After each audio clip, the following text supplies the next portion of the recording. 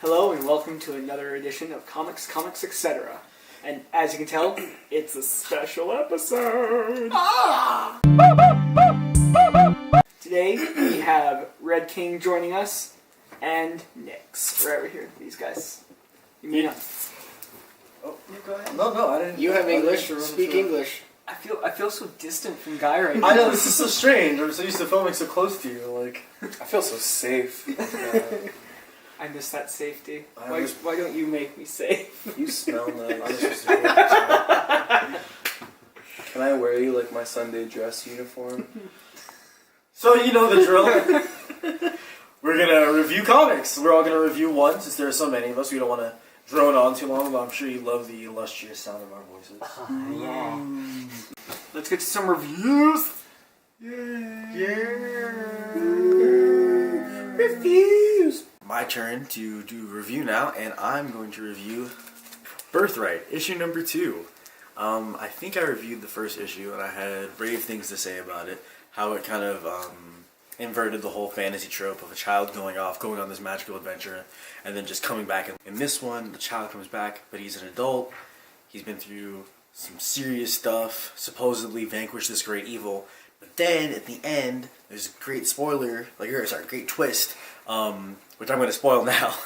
Got ahead of myself, because you should have already read the first one, and if you didn't, shame on you. You find out that he didn't actually best this great darkness from the land he came from. He's in cahoots with it, possibly, maybe possessed by it. It leaves it a little open-ended as to what exactly his interaction is with this spirit, but it's completely out of left field. I was just expecting him to reunite with his family. I did not expect for things to be getting worse for this family after their son disappeared. So, this one, it does pull back the action a little bit. The little tale we're told about his time in the other world that he was transported to. It's really, really great, really exciting. And one of the things I love most about the series is how the family is reacting to his return. The mother does not believe that that's her son at all. The brother is starting to come over to it, but the father knew right from the beginning that that was his son. He could tell by looking him in the eyes, because this whole time they've been accusing him of murdering his son, but he didn't. And I think the family dynamic is almost more important to me than what happened to the son. Don't get me wrong, I want to know what happened. Both parts of the story are equally as exciting. It's just every layer of the story, no matter where you take it. Fantasy, emotional family, the corruption of a hero, no matter what level you're looking at it on. It just does each of them in stride, an amazing pace. It's really fantastic. But I'm going to give this one, I think, a 9 out of 10. Birthright number 2. Check it out. So, this week, I picked up something I've really been excited for a really long time. Really, really excited. Really. Image just released a new title called Rasputin. This issue really kind of, too, holds an interesting place because it probably has the fewest words of any comic book I've ever read. But no, seriously, I think in the whole issue there's maybe 30 words. Even though there's not a lot of words in it, it was the perfect amount.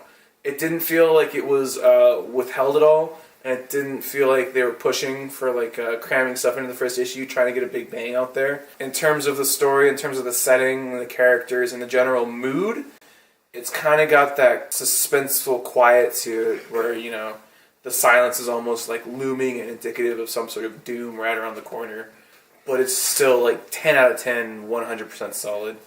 And one way it accomplishes that is with the art. Shout out to my boy, Reilly, Rossmo. I hope I'm saying that right.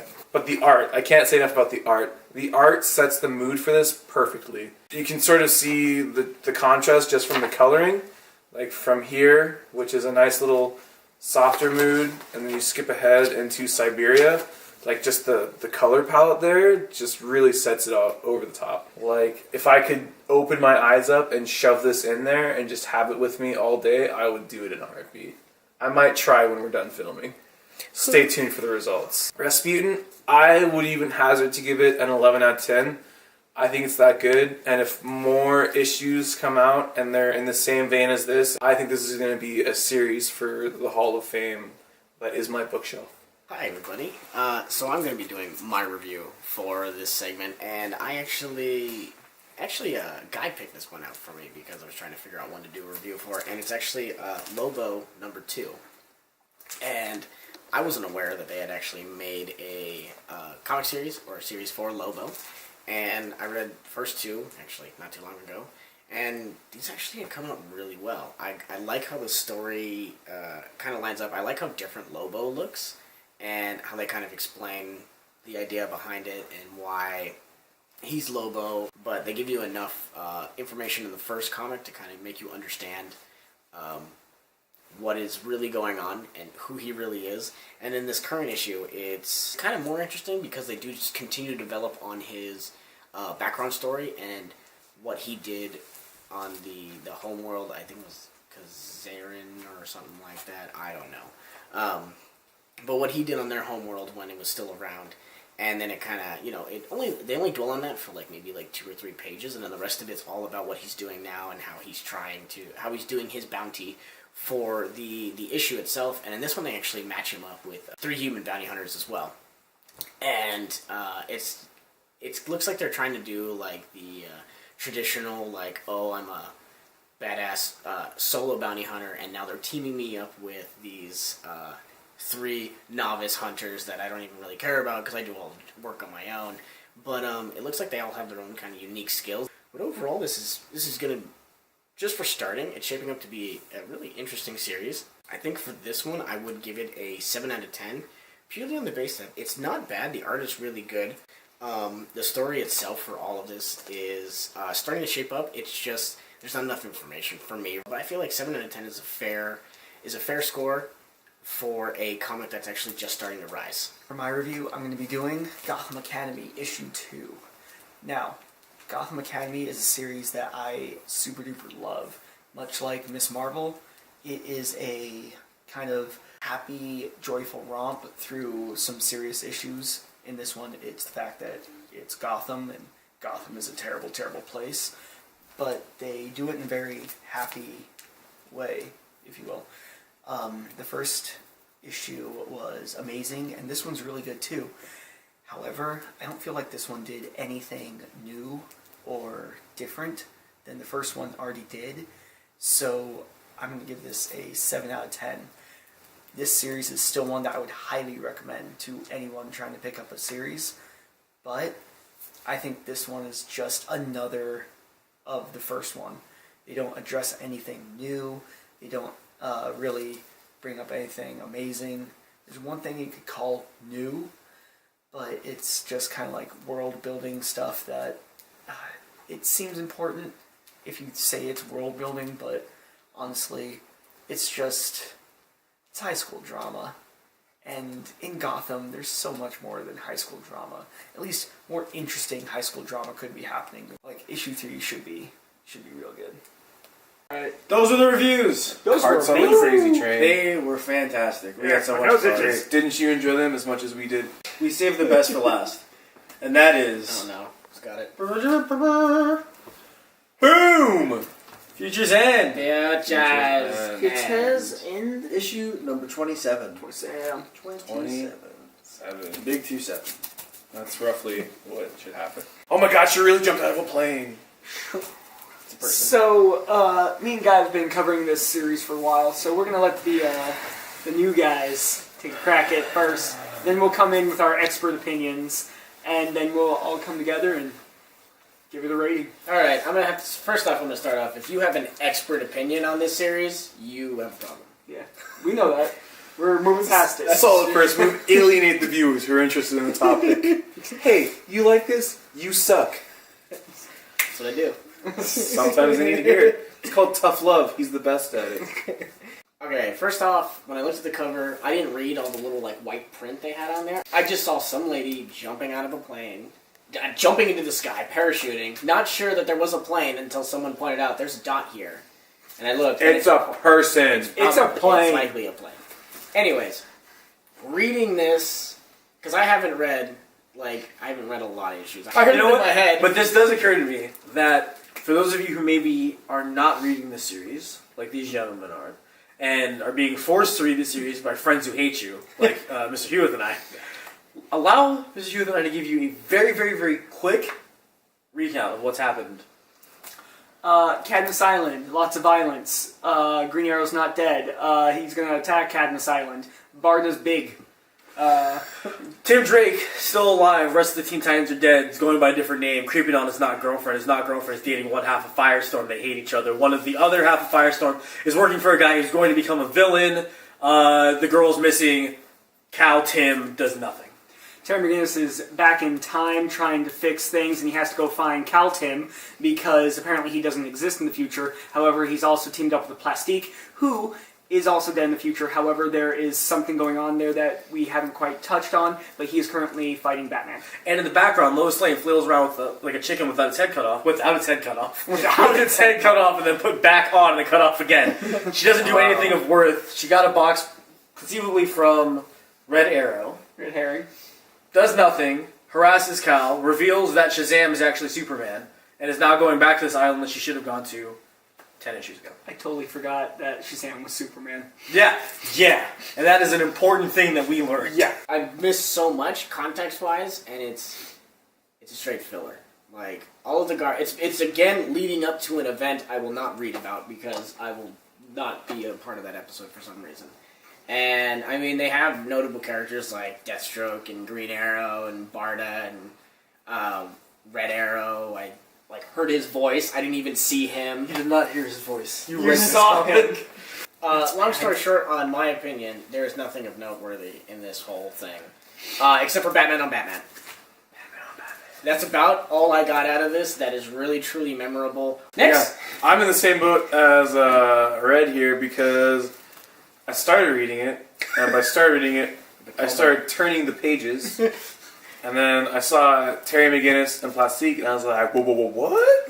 So I started reading the words, putting them together into thoughts in my head, and then Batman showed up, and Batman Beyond showed up, and they had a little powwow, and it was beautiful, and it made my eyes do this weird thing where water came out, and my heart felt funny, but overall, the rest of it, not so good. If you're following the series, it's that really cool climb to the climax where this feels like stuff's about to happen. Wait. Did you say really cool climb to the climax? That's the worst part. Really cool There's nothing climb exciting to the about climax. And honestly, it just feels like issues before things happen. It doesn't feel very substantial until you get to Batman on Batman, and then it's beautiful and everything you ever wanted it to be. Well, they handled most of the review, so Mr. Hueth and I are just going to add on a couple things. First off, we both agreed on this. The Plastique and Batman Beyond interactions were actually top-notch. Oh, yeah. The writing in that arc is getting really, not only impressive, but believable. Exactly. Because at first I didn't really care for Plastique and her gang of criminals, but now I really like the relationship that's developing between her and Terry. It seems well-paced, especially for this series when there is some bad dialogue. Yeah. This interaction is well-paced, it seems genuine, and that is really, really refreshing for this series, and it's very nice. On the flip side of things, I feel like Lois Lane's going to have to die soon because she's about to fall into an island with a bunch of Omacs and Lois Green Lane Arrows. never And dies. It's really unfortunate, but I just feel like she should, because what can she do by herself here? She can be Lois Lane, Which is die. which is hardcore. She's going to write a report about this when she gets back. Yes. Hey, she solves problems in the field. She'll get back. She deals with that stuff. She doesn't have a weapon. Look at this She's face, Brainiac. though. Look at this. Did She anyone was look at this Brainiac. face? They're all Brainiac. It's not the face of a parachuter. Anyways, Face of a serial killer. It's hunger in those eyes. let's go with the score on this one. What is everybody... Hueth. I am giving this one a 7 out of 10. Even though there's not a lot of action in it, this did have a lot of build-up into what's going to be, I'm thinking, in about maybe 2 issues, maybe 3, a huge, climactic, whoa, kind of like when, spoiler alert, the New 52 hostages, or prisoners, really, were, taken over by Brother Eye and just stormed the entire island. And that was when the series started, jumping up. It's whoa, it's getting good. I think we're about to hit another point like that. It may not be as good, but we're going to hit another, big point in the series. I have to give this a 4 out of 10. It's not very good, especially just jumping into it, after not being in, there's nothing in here that kept my attention long enough for me to care about, except for Batman on Batman, Didn't mount up to anything. I can see where it's going, and it's building up into something, but it's not good enough to warrant anything higher. He has a point. For someone coming in, he's smarter than anything else. Well, I'm inclined to go with Mr. Hueth's original rating, which is Bird Out of Plane. Oh yeah, Or Bird out playing Superman. Yeah. We didn't touch on this. Yeah, there's if you zoom in, get real close to your computer. Plane. No, Superman. It's Superman. It's not Superman. It's a plane. It's all of the above. Okay, so Anyways, even though I haven't read the series, what I can tell you is that this issue just feels insubstantial, or unsubstantial rather. But it didn't leave any lasting impression on me. Like I read it and I was like, oh, cool, pictures. That's Future's End now. Yeah, and I had that problem with the other Futures End I read. That's right, I've only read 2 issues and I'm reviewing this. Get angry. But Batman on Batman is great. And I'm not gonna lie, when I give it a 5 out of 10, at least 9 of those points are for Batman on Batman. Alright, and I'm with you. I'm going to say actually a 7 out of 10. It definitely wasn't the step in the right direction I was hoping for, but it did have a lot of potential. It did show that things will be coming to a head soon. It shows that some of the interpersonal relationships that were being glossed over earlier that we should care about, we are starting to actually care about.